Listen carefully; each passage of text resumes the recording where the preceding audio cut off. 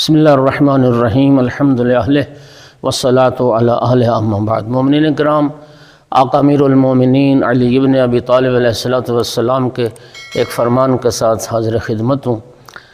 نہج البلاغہ میں آقا کا یہ ارشاد موجود ہے، فرمایا مسکین ابن آدم، فرزند آدم مسکین ہے، بیچارہ ہے، لاچار ہے۔ اور پھر مولا امیر المومنین علیہ السلام نے 6 دلیلیں ذکر کیں اس انسان کے مسکین ہونے پر، اس انسان کی بیچارگی پر۔ پہلی دلیل فرمایا مقتوم الاجل، اس لیے مسکین اور بیچارہ ہے کہ اس کی موت کا جو وقت ہے وہ موت پوشیدہ ہے، پتہ نہیں موت کب آ جائے۔ یہ خود انسان کی بیچارگی کی دلیل ہے، موت کا علم نہیں ہے۔ دوسری دلیل مقنون العلل، فرمایا اس کی بیماریاں بھی اس سے پوشیدہ ہیں۔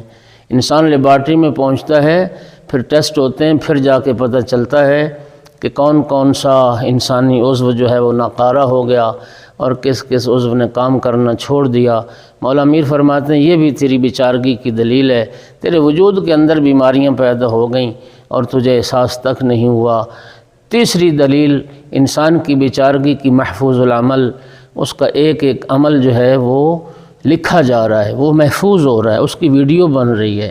اللہ تعالیٰ کے امین فرشتے ہیں، کرامن کاتبین ہیں، جو انسان کے تمام اعمال کو لکھ رہے ہیں۔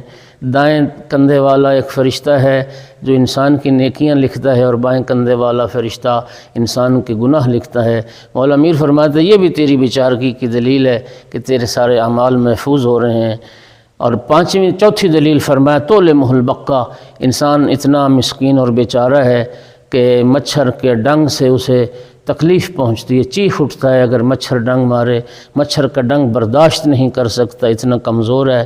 تنتنہ العرقہ، 5ویں بیچارگی کی دلیل یہ ہے کہ پسینہ اس کے اندر مردار جیسی بدبو پیدا کر دیتا ہے۔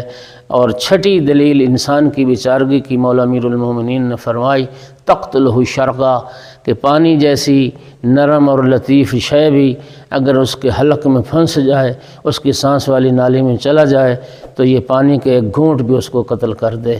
وآخر دعوانا ان الحمد للہ رب العالمین۔